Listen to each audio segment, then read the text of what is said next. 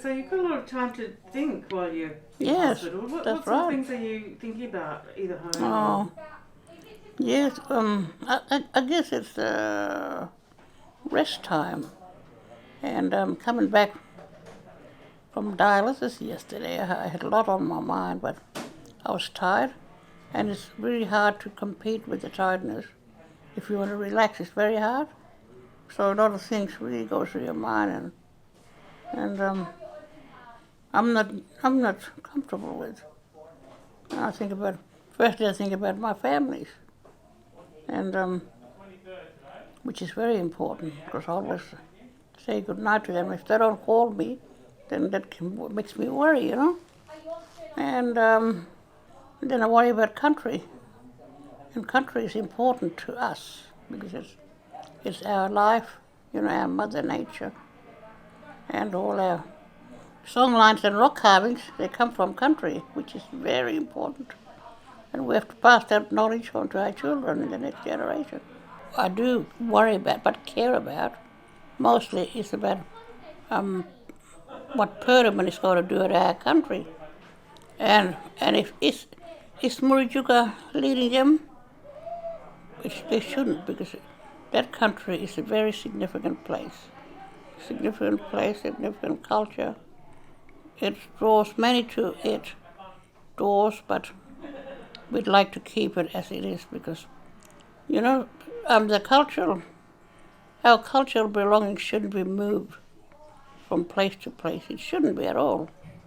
It's a very dynamic place.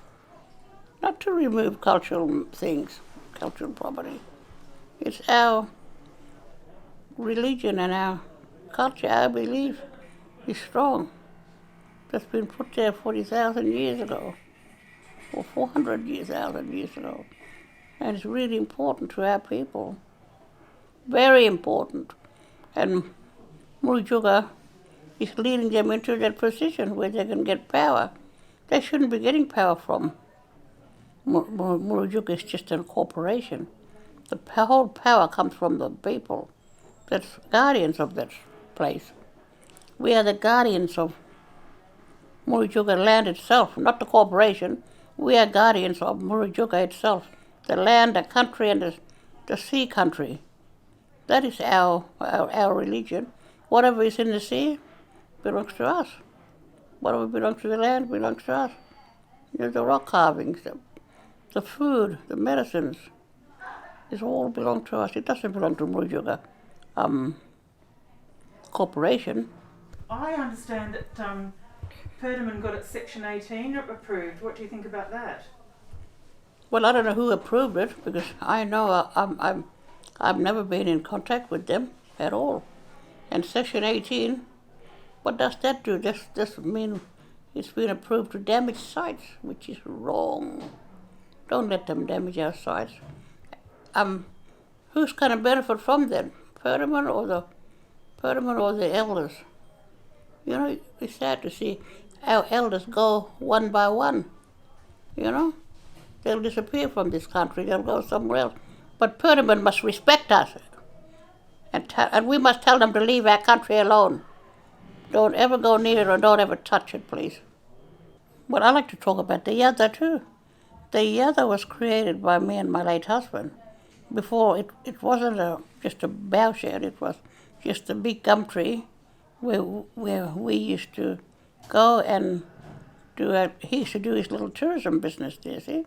And I used to make damper under the trees and take my kids, and kids used to play and walk around everywhere. Our children, they knew all the danger areas, but they respected it. So, but now the rangers, since then we have given them permission to go and put a yada there, you know, bowshed, and the yada is it stands for like bush like a house, shade, for those that don't know what yada is. So we go spend our time working there and telling, and the elders, the old people, come together and just talk from all different tribes come together and have a meeting and discussion about Murujuga, because we shared it in the BIMIA agreement, and so we sat down, and we all know how important the Yada is, a gathering place for all the people. Anyone is welcome to come there. That's what the Yada is. And we sit down and talk about country. We sit down and talk about, our carvings and all that, how important it is to keep this going. And showing it to our people, showing it to young ones. Well, the Yada, I think, is inside the footprint of Perdaman, but I looked on a map and I think it's been it'll be protected, but it's still inside the area, as I understand it. Well, I never gave them any permission to go inside.